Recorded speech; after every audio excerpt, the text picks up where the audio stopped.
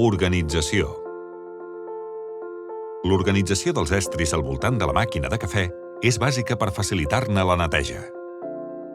Necessitarem un mínim de 3 pinzells i 4 draps per ajudar-nos en la neteja.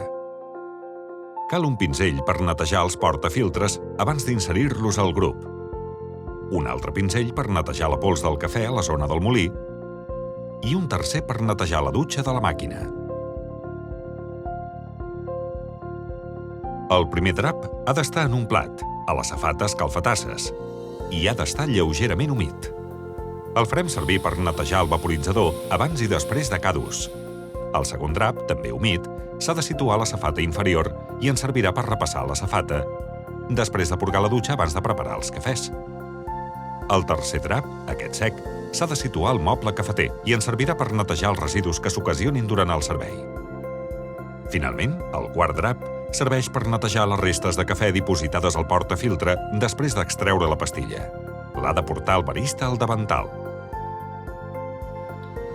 El pas següent és comprovar la neteja dels filtres i el mobiliari.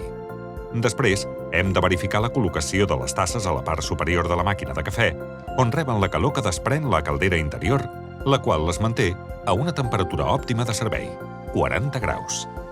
Per garantir aquesta temperatura, no s'han d'apilar més de 2 altures amb la boca cap amunt, de manera que en apropar-nos-les no ens crevem els llavis.